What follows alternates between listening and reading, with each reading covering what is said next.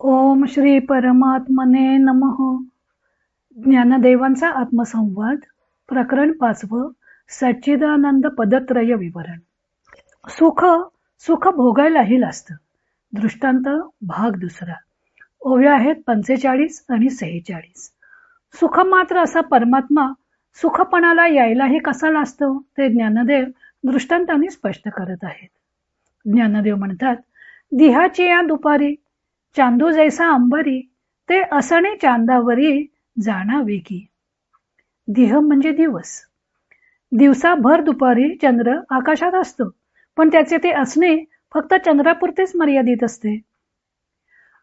पुढे म्हणतात, रूप नाही तै लावण्य, अंग नुठे तै तारुण्य, क्रिया न फुटे तै पुण्य, असे कैसे. रूपच नसेल, म्हणजे आकारच नसेल तर लावण्य कसे असेल. शरीर नसेल तर तारुण्य कसं असेल. सत्कर्म जर उद्भवलेच नाही तर त्याचे पुण्यफळ कसं असेल.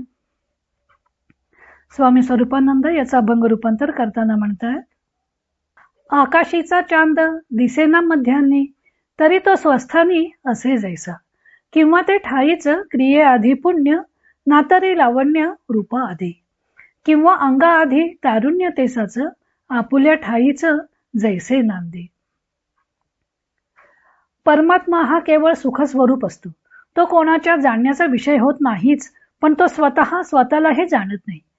सुख भावास प्राप्त होऊनही स्वतःच्या सुखाने सुखी होण्यास लाजत असतो. त्या ज्ञानदेवानी 45 ते 52व्या ओवीपर्यंत 8 दृष्टांत देऊन स्पष्ट केलं आहे. दृष्टांतांच्या स्वरूपात वादी पक्षाचे प्रश्न कल्पून त्यांनी त्यातूनच त्यांचे खंडन केलं आहे असं दिसून येतं. वादी प्रतिवादी स्वरूपातील खंडन मांडन भाषा लक्षात घेतली तर वादी पक्ष म्हणेल की भर दुपारी चंद्र दिसत नाही म्हणजे तो नाहीच असं मानता येतं. तसेच सुख मात्र हे नाहीच असं मानावं का. त्यावर ज्ञानदेव उत्तर देतात की दिवसा चंद्र आकाशात दिसत नसला तरी त्याचं असणं त्याच्या ठिकाणी आहे असं मानावं लागतं. भर 2 प्रहरी दिवसा आकाशात चंद्र असूनही दिसत नाही, कारण त्याचा प्रकाश सूर्याच्या प्रकाशापुढे निस्तेज झालेला असतो. आता दिवसा आकाशात चंद्र दिसत नाही म्हणून चंद्र नाहीच असं आपल्याला वाटतं, पण आपल्या वाटण्यावर चंद्राचं अस्तित्व अवलंबून नाही. त्याचे असणे हे त्याच्या ठायी असतेच. सर्व जगात सूर्याचा उज्ज्वल प्रकाश पसरलेला असतो, पण चंद्र मात्र जगाच्या सर्व व्यवहारांना व आपला प्रकाशही चोरून एकटा निवांतपणे आपले सुख भोगत पहुडलेला असतो. त्याचे असणे त्याच्या पुरतेच मर्यादित असते.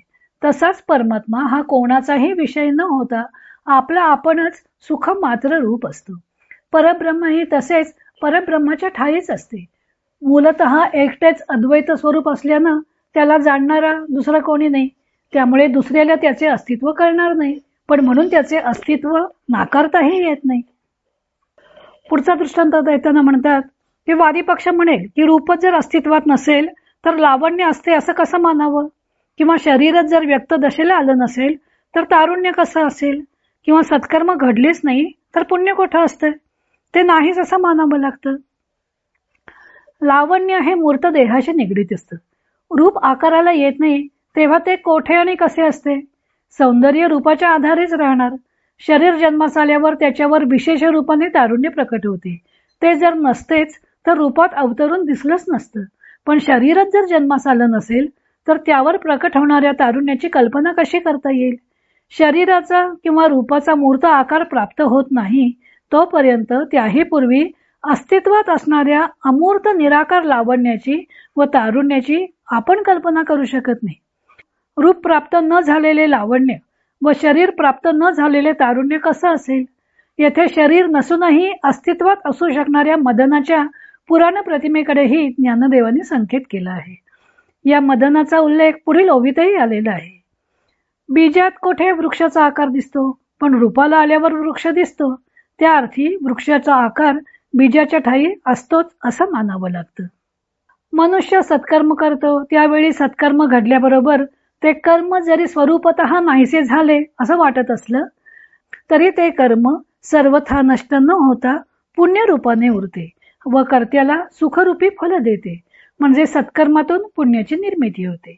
पण ज्या क्रियाकर्मामुळे पुण्य आकाराला येते असं म्हणतात ते पुण्य कर्म घडलेलं नसताना कोठे असते? कोठेच नसेल तर क्रियाकर्म करूनही ते आकारास येणार नाही. जे आरंभापासून असते पण अव्यक्त दशेत असते तेच व्यक्त दशेला येणं शक्य असतं. तसेच ते सुख मात्रही असतेच पण अव्यक्त असते. त्याच्यातूनच सर्व सृष्टी आकाराला येत असली तरी त्या व्यक्त सृष्टीतही ते असून नसल्यासारखंच असतं. अव्यक्त अशा लावण्याला आकार प्राप्त झाला की ते अनुभवास येईल. सत्कर्मांच्या प्रभावानं पुण्याचं तेज तळपेल, पण ते सर्व अव्यक्तातून उद्भूत होत असले तरी त्यावरून अव्यक्त दिसते असं नाही, तर त्या अव्यक्ताचं अनुमानच करावं लागतं. त्या अव्यक्ताचे साक्षात दर्शन घडू शकत नाही. तसेच सुख मात्र हे कोणत्याही व्यक्त दशेला आलेल्या वस्तूत दिसत नाही. कारण सुखपणास येऊन सुखपणाची त्याला लाजच वाटत असते. लावण्य, तारुण्य अथवा पुण्य या सर्वात सुखच सळसळत असलं तरी ते सुख मात्र म्हणजे स्थूलपणे दिसून येणारे लावण्य, देहात मुसमुसणारे तारुण्य अथवा क्रियाकलापामुळे तळपणारे पुण्य नव्हे. त्यांना सुखमात्रतेचा आंतरिक स्पर्श झालेला असतो, पण त्याचे सळसळणे हे दृष्टीच्या आडच असते. सूर्याच्या तेजाने चंद्राचे असणे पण जसं आवरलं जातं तसं समग्र सृष्टीमुळे सुख मात्र आवरित झालेलं असतं. कोठेही न दिसणे हा त्याचा स्वभावच असतो. आता पुढील दृष्टांत उद्या पाहू.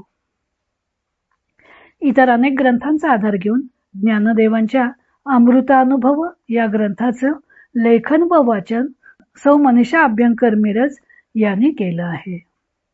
हरिओम तत्सत.